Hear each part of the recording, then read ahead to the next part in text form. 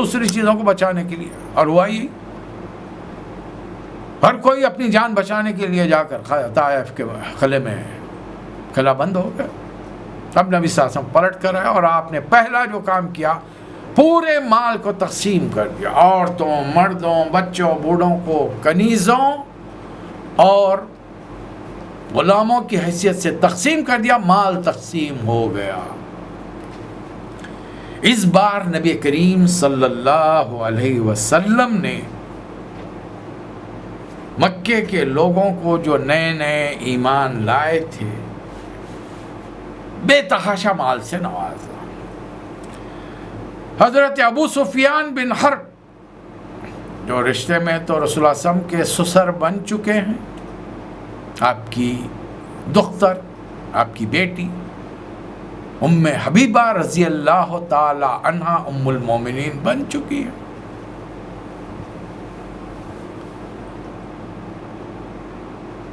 ان کو 100 اونٹ دیا۔ وہ گئے اپنے بیٹے کو بھی لائے، حضرت معاویہ 10-12 سال کے، نبی صلی اللہ علیہ وسلم نے ان کو بھی 100 اونٹ دیے۔ حضرت حکیم بن حزام، یہ حضرت خدیجہ کے بھتیجے رضی اللہ تعالیٰ عنہ ام المومنین، پہلی ام المومنین، ان کو 100 اونٹ۔ حارث بن حارث ابن کلدہ، اس کو اونٹ دیے، اور بہت سارے نو مسلموں کو کافی بڑی مقدار میں مال دیا۔ مدینے سے جو 9 مسلم آئے ہوئے تھے ان میں ایک بے چینی پھیل گئی۔ دیکھیں شیطان عجیب و غریب وسوسے ڈالتا ہے اور وہ صرف اتنی ہی صلاحیت اس کے اندر ہے، اور اللہ کا اپنے بندوں سے مطالبہ یہ ہے کہ یہ جو وساوس آئیں تو ان کو انالائز کرو، اور انالائز کرنے کا پہلا طریقہ یہ کہ پہلے تعوذ کر لو، اعوذ باللہ من الشیطان الرجیم، پھر اللہ رسول کے احکامات کی روشنی میں اس پر غور و فکر کرو، مشورہ کرو، پھر کوئی ایکشن لو، پھر کوئی ایکشن لو۔ لیکن انسان اتنا جلد باز ہے کہ وہ منہ سے بھی بہت فوری کچھ کہہ دیتا ہے اور ایکشن بھی فوری لے لیتا ہے، عمل بھی کر دیتا۔ اب کچھ لوگوں سے منہ سے نکل گیا، اور بلکہ روایات یہ ہیں کہ انہوں نے حضرت معاذ بن حضرت سعد بن عبادہ رضی اللہ تعالی عنہ کو اپنا نمائندہ بنا کر نبی کریم صلی اللہ علیہ وسلم کے پاس بھیجا کہ اللہ کے رسول، لوگوں کے ذہنوں میں یہ خیال آ چکا ہے کہ آپ نے جو تقسیم کی ہے اس میں ان نوجوانوں کا خیال نہیں رکھا جن کی تلواروں سے ابھی خون ٹپک رہا ہے، انہیں کچھ نہیں ملا، اور یہ جو مکے کے جو نئے لوگ آئے ہیں، نئے اسلام جنہوں نے ابھی ابھی قبول کیا ہے، ان کو نواز دیا ہے۔ نبی کریم صلی اللہ علیہ وسلم نے حضرت سعد بن عبادہ رضی اللہ تعالیٰ عنہ سے، جو خزرج کے بہت بڑے سردار تھے، ان سے سوال کیا کہ تمہارا کیا خیال ہے؟ انہوں نے عرض کیا کہ اللہ کے رسول، میں بھی اپنی قوم کے ساتھ ہوں، یعنی میرا بھی یہی خیال ہے۔ نبی کریم صلی اللہ علیہ وسلم نے حکم دیا کہ ایک بڑا سا شامیانہ ٹینٹ لگایا جائے اور صرف انصار جمع ہوں وہاں پر۔ حکم کی تعمیل کی گئی، ایک بڑا سا شامیانہ، اور سارے مدینے کے انصار اس میں جمع ہو۔ اس بار نبی کریم صلی اللہ علیہ وسلم نے کسی مہاجر کو اپنے ساتھ نہیں لیا، نہ حضرت ابو بکر کو، نہ حضرت عمر کو، نہ حضرت علی، نہ عثمان، کسی کو ساتھ نہیں، رضی اللہ تعالی عنہم اجمعین، کسی کو ساتھ نہیں، تنہا گئے۔ سارے لوگ جمع ہو چکے تھے، نبی صلی اللہ علیہ وسلم پہنچے، ایک گمبھیر قسم کا سناٹا طاری ہے، پتہ نہیں نبی صلی اللہ علیہ وسلم کیا کہنے والے ہیں۔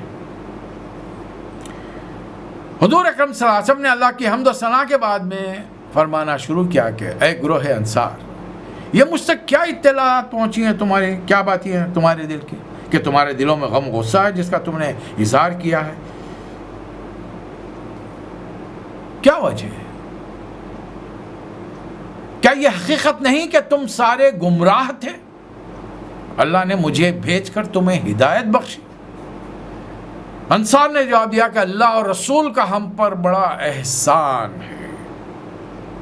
نبی صلی اللہ علیہ وسلم نے پھر فرمایا، کیا ایسا نہیں تھا کہ تم لوگ خلاش اور محتاج تھے، مفلس تھے؟ اللہ تعالیٰ نے میرے ذریعے تمہیں فارغ البالی اور خوشحالی عطا فرمائی، مستغنی اور مالدار کر دیا۔ انصار کا جواب تھا، اللہ رسول کا ہم پر بڑا احسان ہے۔ کیا یہ حقیقت نہیں کہ یہ دونوں جو قبیلے تھے، اوس و خزرج، آپس میں ایک دوسرے کے بدترین دشمن تھے؟ اللہ نے میرے ذریعے تمہارے دلوں کو جوڑ کر بھائی بھائی بنا دیا۔ انصار کا جواب ہے کہ اللہ اور رسول کا ہم پر بڑا احسان ہے۔ نبی صلی اللہ علیہ وسلم نے فرمایا کہ انصار تم کچھ کیوں نہیں کہتے؟ تو انصار نے کیا عرض کیا کہ اللہ کے رسول ہم کیا کہیں؟ نبی صلی اللہ علیہ وسلم نے فرمایا کہ نہیں، تم کہو کہ اے محمد صلی اللہ علیہ وسلم، جب آپ کی قوم نے آپ کو جھٹلا دیا تھا تو ہم نے آپ کو حق پر مانا تھا، آپ کی بات کی تصدیق کی تھی۔ جب آپ کے اپنوں نے آپ کو جان سے مارنے کا ارادہ کر لیا تھا، ہم نے اپنے پاس آپ کو پناہ دی، یہ جانتے بوجھتے کہ ہم کو اپنے آل و اولاد کی قربانیاں دینی پڑیں گی، ان کی جانوں کو خطرے میں ڈالنا پڑے گا۔ تم کہو کہ جب آپ آئے تھے تو آپ خالی ہاتھ تھے، کچھ نہیں تھا، ہم نے ہر طریقے سے آپ کی مدد کی، جان سے اور مال سے۔ اے گروہ انصار، میں نے ان چند لوگوں کی دلداری کرنی چاہی جو ابھی ابھی اسلام لائے ہیں، تاکہ ان کے دلوں میں اسلام کی عظمت بیٹھ جائے۔ سناٹا طاری ہے، سانسوں کی آواز سن رہے ہیں، ہر صحابی خاموش بیٹھا ہے۔ انصاری نبی صلی اللہ علیہ وسلم ارشاد فرمائے، اے گروہ انصار، کیا تم اس بات کو پسند نہیں کرتے کہ یہ مکے والے اپنے ساتھ اونٹ، بکریاں، گھوڑے، چاندی، سونے کے چند ٹکڑے لے جائیں اور تم اپنے ہمراہ اللہ کے رسول کو لے کر جاؤ؟ اتنا سننا تھا کہ صحابہ اکرام کی چیخیں نکل گئی، روتے روتے داڑیاں بھگ گئی ان کی۔ اب انہیں سمجھ میں آیا یہ تقسیم کس قسم کی، بے اختیار ان کے منہ سے نکلا، ہم کو رسول اللہ کے علاوہ کچھ نہیں چاہیے،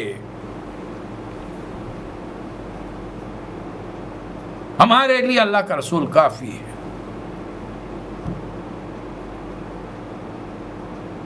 دنیا تو آتی جاتی دھوپ چھاؤں کی طرح ہے،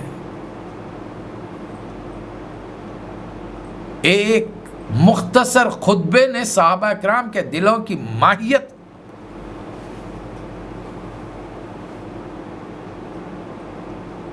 تبدیل کر کے رکھ دیا، ان کے دلوں کو، ان کی سوچ کو، ان کی فکر کو۔ نبی صلی اللہ علیہ وسلم نے فرمایا، قسم ہے اس ذات کی جس کی قدرت میں محمد کی جان ہے صلی اللہ علیہ وسلم، اگر ہجرت نہ ہوتی تو میں انصار ہی کا ایک فرد ہوتا، اور اگر اور لوگ ایک گھاٹی سے گزرتے اور انصار دوسری گھاٹی سے تو میں انصار کی گھاٹی میں چلتا۔ دعا فرمائی، اللہم ارحم انصار و ابنا انصار و ابنا انصار، اے اللہ انصار پر رحم فرما، ان کی اولاد پر، ان کی اولاد کی اولاد پر بھی رحم فرما۔ اے اللہ کے رسول، ہم اس تقسیم پر راضی ہیں، ہم کو کیا چاہیے؟ یہ تو سیرت ہے، قرآن میں ہے، احادیث میں ہے۔ مجھے کیا چاہیے؟ آپ کو کیا چاہیے؟ اللہ اللہ کے رسول یا دنیا چاہیے؟ دیکھیے اللہ نے میری اور آپ کی تقدیر میں جو دنیا لکھی ہے، رسول صلی اللہ علیہ وسلم کی حدیث کے مطابق ہم وہ حاصل کیے بغیر ہمیں موت بھی نہیں آئے. لیکن یہ حرص اور ہوس انسان کو صحیح راستے سے ہٹا کر شیطانی ٹریک پر ڈال دیتی ہے. اور اچھا خاصا نمازی پرہیزگار انسان تھوڑے سے مال کی لالچ میں اپنے آپ کو جہنمی بناتا ہے، دنیا میں یہ سمجھ کر خوش ہے کہ میں تو نمازی ہوں، پرہیزگار ہوں، اللہ سب معاف کر دے. نہیں، اللہ نہیں معاف کرے گا، اللہ معاف نہیں کرے گا. حقوق اللہ ہو سکتا ہے اللہ معاف کر دے، حقوق العباد اللہ نہیں معاف کرے گا. جو لوگوں کے ساتھ ان کا حق دینے میں کوتاہی جن سے ہوئی ہے، مجھ سے ہو، آپ سے ہو، اللہ یہ معاف نہیں کرے گا. میں لاکھ نمازیں پڑھ لوں، روزے رکھ لوں، حج پہ حج کروں، عمرہ پہ عمرہ کروں، صدقہ خیرات کرتا رہوں، آخرت میں میرا یہ تمام نیکیوں کو ان تمام لوگوں میں تقسیم کیا جائے گا جن کے ساتھ میں نے حق تلفی کی ہے، جن کو کسی بھی میرے زبان سے، الفاظ نے، میرے مشوروں نے، میرے عمل نے، میری رائےوں نے ان کو نقصان پہنچایا، چاہے وہ مسلم ہو یا غیر مسلم ہو.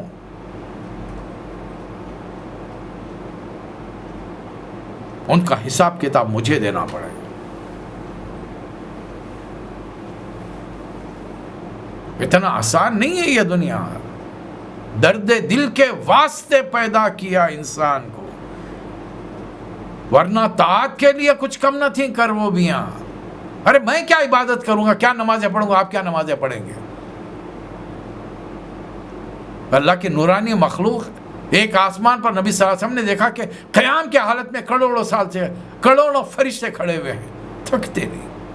دوسرے آسمان پہ دیکھا کروڑوں سال سے فرشتے کروڑوں کی تعداد میں، اربوں کی تعداد میں رکوع میں کھڑے ہوئے ہیں. تیسرے پر دیکھا سجدے میں پڑے ہوئے ہیں. یہاں 15 منٹ سے زیادہ کھڑے رہیں تو پیروں میں ورم آ جائے گا، 5 منٹ سے زیادہ رکوع کریں تو کمر میں لچک آ جائے گی، 10 منٹ سے زیادہ سجدہ کریں تو سانس رکنے لگے گی. ہم تو بجلی کی رفتار سے ہماری قوم نماز پڑھنے کی عادی ہو گئی ہے. ہم کیا عبادتیں کریں؟ فرشتوں کے بعد اللہ کے نبیوں نے 1 لاکھ سے زیادہ نبیوں نے عبادت کی، اللہ کے لیے کافی نہیں ہے؟ صحابہ اکرام کی ایک بڑی عظیم الشان، ہر نبی کے صحابہ رہیں گے، ان کی عبادت اللہ کے لیے کافی نہیں؟ تابعین، تابع تابعین، ہر نبی کے گزرے ہوں گے، ان کی عبادت کافی نہیں؟ ہم جیسے ان کی عبادت اللہ کو مطلوب ہے کہ میں نماز پڑھ لوں اور لوگوں کا حق مارتا پھروں، چھوڑ دیا جاؤں گا؟ نہیں. پھر میں نے دین کو سمجھا ہی نہیں، کسی غلط فہمی کا میں شکار ہوں اور اپنے آپ کو میں تسلیاں دے کے بہلا رہا ہوں، اور مجھے اندازہ نہیں ہو رہا کہ کل قیامت کے میدان میں کیا ہوگی. ایک ایک چیز. فَمَن يَعْمَلْ مِثْقَالَ ذَرَّةٍ خَيْرًا يَرَهُ وَمَن يَعْمَلْ مِثْقَالَ ذَرَّةٍ شَرًّا يَرَهُ. جو رتی برابر تم نے نیکی کی ہے وہ اسے دیکھ لو گے، اور جو رتی برابر تم سے برائی ہوئی ہے وہ بھی تم بہت اچھی طریقے سے دیکھ لو گے.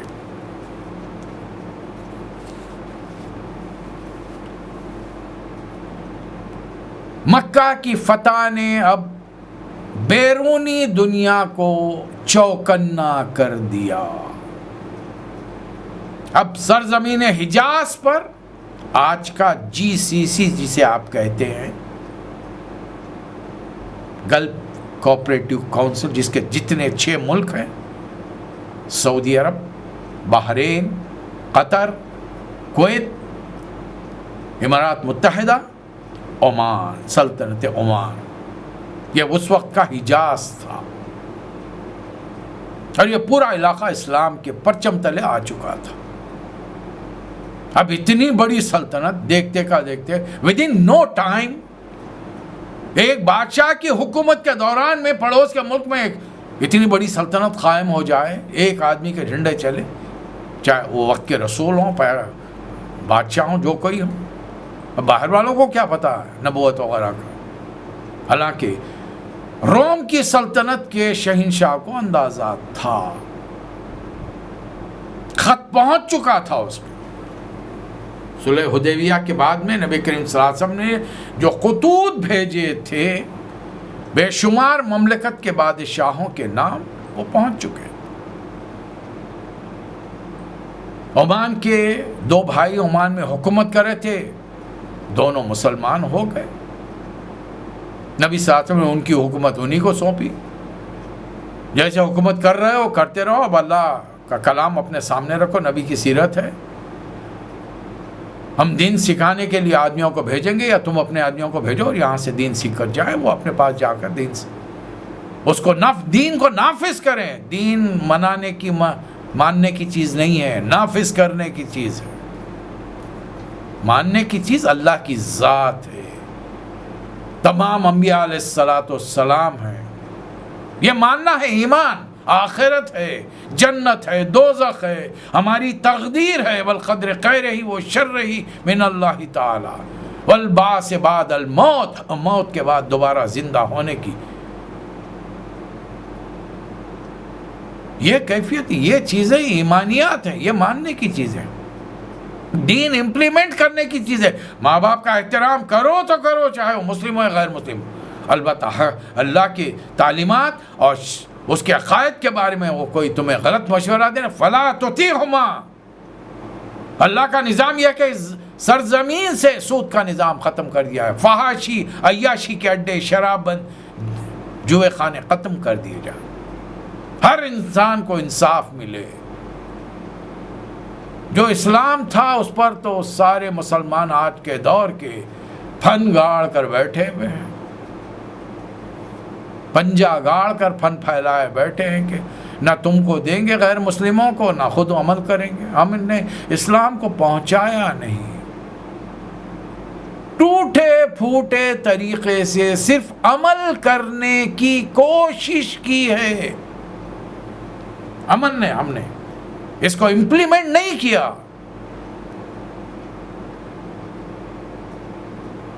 اور اسلام آیا ہے، اللہ بار بار کیا فرماتا ہے، وَالَّذِي أَرْسَلَ رَسُولَهُ بِالْهُدَى وَدِينِ الْحَقِّ لِيُظْهِرَهُ عَلَى الدِّينِ كُلِّهِ۔ 3 جگہ 3 آخری کلمات مختلف، وَلَوْ كَرِهَ الْكَافِرُونَ وَلَوْ كَرِهَ الْمُشْرِكُونَ وَكَفَى بِاللَّهِ وَكِيلًا۔ 3 شروع کا پہلا حصہ سورہ توبہ میں، سورہ صف میں، سورۃ الفتح، وہی کلمات آئے ہیں۔ اللہ کے پاس الفاظ کی کمی ہے کہ رسول اللہ صلی اللہ علیہ وسلم کی بعثت کا کیا مقصد بتانا چاہ رہے ہیں؟ میں نے الرسول کون ہے؟ آخری رسول، خاتم النبی، دین الہدا، قرآن مجید دے کر بھیجا ہے۔ کیوں؟ لِيُظْهِرَهُ عَلَى الدِّينِ كُلِّهِ، یہ جو نظام زندگی میں نے بھیجا ہے، اب یہ ہر دوسرے نظام پر غالب آ جائے۔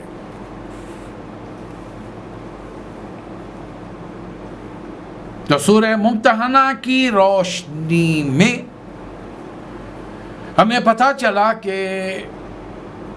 رسول اللہ صلی اللہ علیہ وسلم نے مکے پر حملے کی تیاریاں کی، اس کی وجوہات کوشیں، اور ایک صحابی نے خط کے ذریعے مکے کے سرداروں کو مطلع کرنا چاہا۔ یہ تمام احادیث کا ریکارڈ ہے۔ قرآن مجرد پڑھ کر اگر کوئی سمجھتا ہے کہ مجھے ہدایت مل گئی، اور اس کے لیے بغیر کانٹیکسٹ کو سمجھے کہ بغیر حالات کو جانے کے وہ حضرت عمر کا یہ قول دہرا کر کہتا کہ ہمارے لیے قرآن کافی ہے، تو اسے آپ کہیے تو منکر حدیث ہے، تو اہل قرآن نہیں ہے۔ حضرت عمر نے کہا تھا تو ان کے کہنے کی کچھ اپنی وجوہات تھی۔ نبی صلی اللہ علیہ وسلم کی طبیعت بہت بگڑ چکی تھی، صحت خراب ہو چکی تھی، اب اللہ کے دربار میں واپسی کا وقت بہت قریب آ چکا تھا۔ اب ایسے موقع پر جب لوگ ایک چھوٹے سے حجرے میں اونچی آواز میں ذرا بات کرنے لگیں، وہاں گڑبڑ ہو، نبی صلی اللہ علیہ وسلم کی مزاج پر وہ بات گراں گزرے، ناگوار ہو آپ کو، اس کے پیش نظر حضرت عمر رضی اللہ تعالیٰ عنہ نے فرمایا تھا کہ بس ہمارے لیے کافی ہے۔ کن کے لیے کافی تھا یہ قرآن؟ جنہوں نے نبی صلی اللہ علیہ وسلم کی حیات مبارکہ کے دن رات کا اکاؤنٹ رکھا تھا، حساب رکھا تھا، ایک دن نہیں جاتے تھے اپنے ساتھی کو بھیجتے تھے دن بھر نبی صلی اللہ علیہ وسلم کے ساتھ رہیں، کیا ہو رہا ہے، دوسرے دن آ کر پوری اطلاع مجھے ہونی چاہیے۔ اور پھر رسول اللہ صلی اللہ علیہ وسلم نے کیا مقام دیا تھا حضرت عمر، حضرت ابوبکر رضی اللہ تعالیٰ عنہ اجمعین کو، تم دونوں میری آنکھیں ہو، تم دونوں میرے کان ہو، تم دونوں کسی بات پر متفق ہو جاؤ، میں اس کے خلاف نہیں جاؤں گا۔ یہ وہ لوگ تھے، انہوں نے جس انداز میں رسول اللہ صلی اللہ علیہ وسلم کو دیکھا، سمجھا، آپ کی سنتوں کو دانتوں سے پکڑا، عمل کیا، اپنی اولاد پر عمل کرنے کے لیے مجبور کیا، ان سے آپ توقع رکھتے ہیں کہ وہ سیرت نبی کو آپ نے جو سمجھا، میں نے جو سمجھا، اس طریقے سے اتنا ایزی لے کر وہ سمجھ کر جملہ کہہ دیں گے؟ نہیں۔ جس دن سے اسلام قبول کیا ہے حضرت عمر نے، کیا آپ کو اطلاع شروع میں نے نہیں بتایا کہ جبرائیل شام میں آیا اور رسول اللہ صلی اللہ علیہ وسلم سے کہا کہ عمر بن خطاب کے اسلام لانے کی آسمانوں پر خوشیاں منائے جا رہے ہیں رضی اللہ تعالیٰ عنہ۔ حضرت عبداللہ بن مسعود رضی اللہ تعالیٰ عنہ کا ارشاد نہیں سنا میں نے؟ جس دن سے عمر بن خطاب رضی اللہ تعالیٰ ایمان لائے ہیں، اسلام نے قوت پکڑنی، طاقت پکڑنی شروع کر دی۔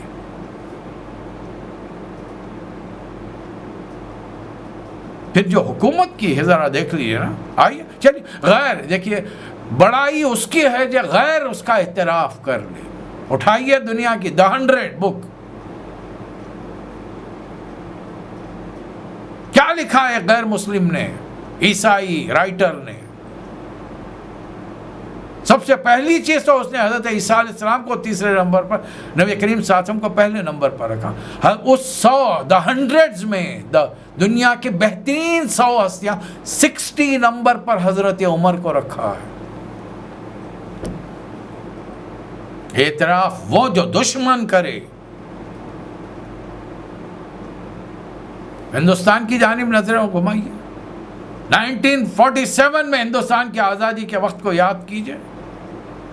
ہندوستان کے پہلے وزیر اعظم بننے جا رہے ہیں ہندوستان کے مشہور پولیٹیشین، سیاستدان پنڈت جواہر لال نہرو۔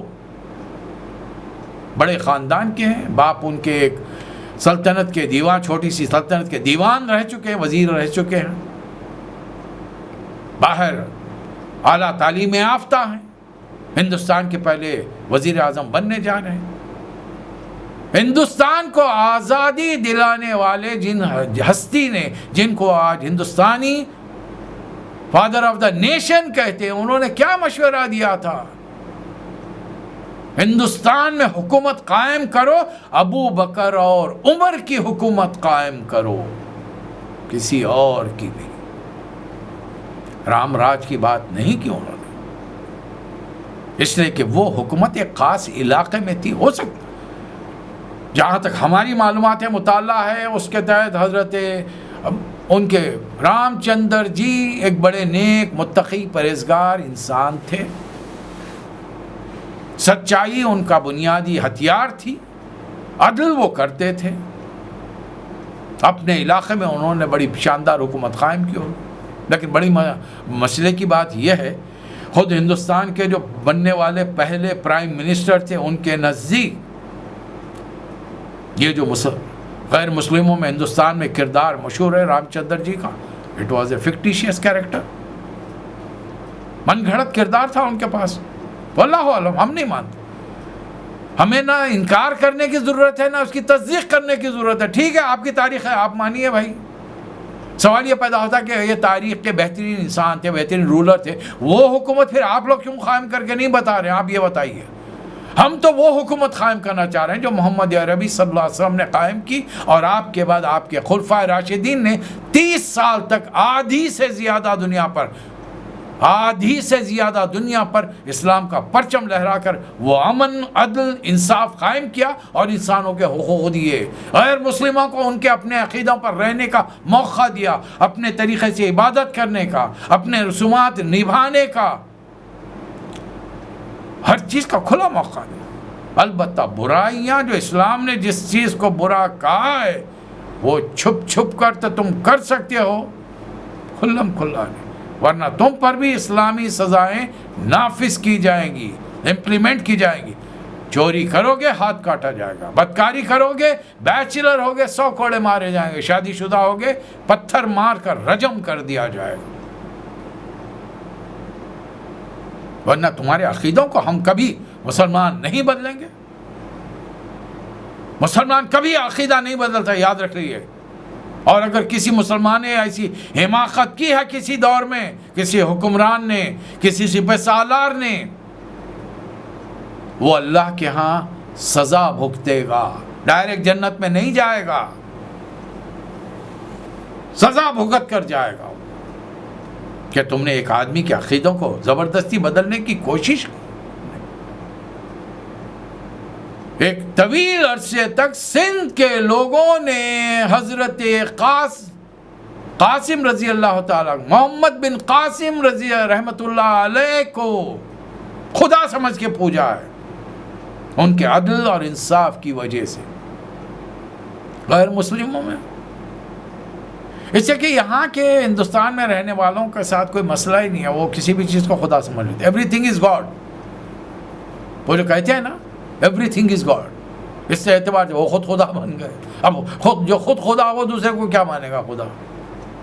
اس لیے انہوں نے ہر چیز کو خدا سمجھ لیا. اور مجھے اور آپ کو صرف اتنا بتانا ہے، ایوری تھنگ از گاڈس، ہر چیز خدا کی ہے، ہر چیز خدا نہیں ہے. میں نے اپنی آنکھوں سے غیر مسلموں کے دکانوں پر، ان کے گھروں میں، حیدرآباد کے آخری حکمران جو آج سے 80 سال پہلے دنیا کا سب سے زیادہ دولت مند ترین انسان تھا، اس کی تصویریں میں نے مہاجروں کے گھروں کے اندر میں نے دیکھی ہیں، دکانوں پر میں نے دیکھی ہیں. ایک آدمی کے پاس دولت ہے، لوگ اسے خدا سمجھ رہے ہیں. اب یہاں اور ہم وہاں پر اس لیے ہے کہ انہیں بتائیں کہ ایوری تھنگ از گاڈ. نہیں، ایوری تھنگ از گاڈس، ہر چیز خدا نہیں بلکہ ہر چیز خدا کی ہے. نبی صلی اللہ علیہ وسلم کے ایک مختصر خطبے نے صحابہ کرام کے دلوں کی دنیا بدل کے رکھ دی. چیخیں نکل گئیں، داڑیاں بھیگ گئیں آنسوؤں سے، اور دنیا کی مال و متاع ان کے لیے حقیر بن گئی.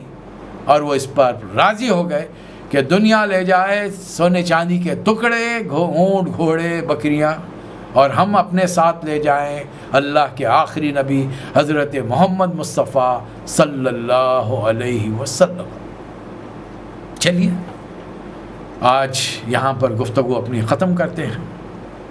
پھر تقریباً ہم مکے میں، مدینہ منورہ میں آخری دور سے گزر رہے ہیں.